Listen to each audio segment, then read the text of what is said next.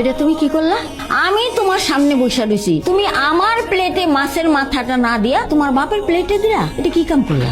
দেখুন মা, বাবা সবসময় আমাদের বাসায় মাছের মাথাটাই পছন্দ করে খায়, এজন্য আজকেও বাবাকে মাছের মাথাটা দিয়েছি। এতে এমন কি হয়ে গেছে? তার মানে তুমি কি কইতে চাও আমি কখনো মাছের মাথা খাই নাই? হ্যাঁ, তুমি জানো আমি সকালে মাছ খাইলে বিকালে মাছ খাই না, বিকালে আমি গোশত খাই। তুমি আমার কি ভাবো আমি কি ছোট লোক? হ্যাঁ, সব সময় মাছের মাথা খায় বলে কি আজকেও দিতে হবে নাকি? এখানে আমার মা বসে আছে আর তুমি আমার মায়ের প্লেটে মাছের মাথা না দিয়ে তোমার বাবার প্লেটে দিলে। উঠাও মাছের মাথা, উঠাও, আমার মায়ের প্লেটে দাও।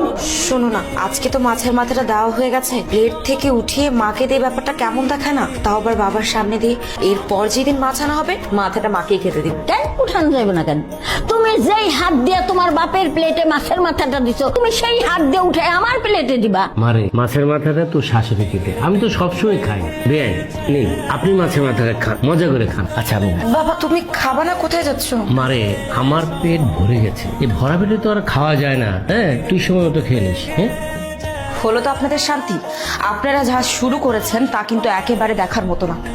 তোমাকে আমি অনেক ভালো একজন ছেলে মনে করেছিলাম, যে মানুষের সাহায্য করতে এরকম ভাবে এগিয়ে যেতে পারে, সে তার পরিবারকে কতটাই না আগলে রাখবে, এই ভেবেই তো আমি তোমাকে বিয়ে করতে রাজি হয়েছিলাম। আর তুমি কিনা দিনের পর দিন এইরকম ভাবে তোমার আসল রূপ দেখাচ্ছ। তুমি এরকম একজন ব্যক্তিত্বহীন পুরুষ জানলে আমি কখনো তোমাকে বিয়েই করতাম না। খাও তোমরা। দেখলি বাবা, তুই সামনে, তারপরে আমার কতগুলি কথা শোনায় গেল। এই শোন, এখন কিন্তু সব টাকা পয়সা সব সম্পত্তি ওর, একটা বাড়তি টাকা কিন্তু অগপিসে খরচ করবি না, বুঝছস? একটা কথা মনে রাখবি, তুই কিন্তু বাচ্চা সহ একটা মাইয়ারে বিয়া করছস, মানে টাইট হয়ে থাকতে হইব। কি অবস্থা, কেমন আছেন? এই তো ভালো আছি, আপনি কেমন আছেন? জি ভালো। কি ব্যাপার, আপনি দাঁড়িয়ে আছেন কেন?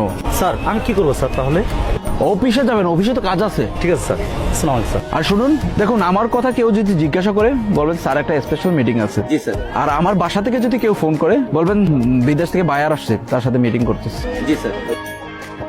কি ব্যাপার, এখনো দাঁড়িয়ে আছেন কেন? যান। অফিসে না গিয়ে আমরা এইখানে কেন আসছি স্যার? না, সব মিটিং কি তার অফিসে করা সম্ভব না। দেখুন আপনার সাথে কিছু পার্সোনাল মিটিংও থাকতে পারে। আজকে আমি আপনার সাথে পার্সোনাল মিটিং করতে চাই, যদি আপনি রাজি থাকেন। আসলে আমি বুঝতে পারতেছি না আপনি কি বলতে চাচ্ছেন। এত কিছু না, মডেলকে বোঝাতে হয় না, বুঝে নিতে হয়। আপনি কেমন মডেল আপনি বুঝেন না? ও আচ্ছা, বুঝতে পেরেছি কি বলতে যাচ্ছেন। গুড গুড, কোনো সমস্যা? আপনার মতো লোক আমার সাথে টাইম স্পেন্ড করবেন, এটা তো আমার সৌভাগ্য। তাহলে এখানে আর বসবো না, চলুন। বৌমা, বৌমা, একটু এদিকে আসো তো। মা অনেকক্ষণ ধরে ডাকছিলেন, কিছু লাগবে? এই কিছু যদি নাই লাগবো তাইলে আমি তোমার ডাকতেছি কেন? হ্যাঁ, আমার হাত পা গুলা খুব কামড়াইতেছে, নাও চাইপা দাও। কি বললেন মা? মানে আমি আপনার কথাটা বুঝতে পারলাম না। এই তুমি কি কানে শোনা? তুমি কি বয়রা? আমার হাত পা গুলো টিপা দাও, আমার হাত পা গুলো খুব কামড়াইতেছে। সারাদিন তো খালি খাও দাও ঘুমাও আর মোবাইল টিপো, কোনো কাম কাজ তো করো না। নাও আমার একটু সেবা যত্ন করো। আমি পারবো না, আমি কেন আপনার হাত পাটি বেঁধে যাবো? কি তোর এত বড় সাহস? যত বড় মুখ না তত বড় কথা, আমার মুখে মুখে কথা কস? মা এখানে সাহসের কি হলো? আমি কখনো এই সমস্ত কাজ করে অভ্যস্ত না, আর আমি এই জন্য এই কাজ করতেও পারবো না। এত বড় সাহস আমার মুখে মুখে কথা কস? কি ব্যাপার বেআই, আমার মেয়েকে আপনি মারলেন কেন? কি করেছে ও? বাবা বাবা বাবা, আইসা বসছে, একবার মেয়ে একবার বাপ, ভালোই নাটক শুরু করছেন। হ্যাঁ আপনার মেয়ে হইতে পারে, কিন্তু এখন কিন্তু আমার পোলার বউ। আমার একটা অনুরোধ, ও যদি ভুল করে তাহলে ওকে বুঝিয়ে বলবেন, কিন্তু ওর গায়ে হাত তুলবেন না।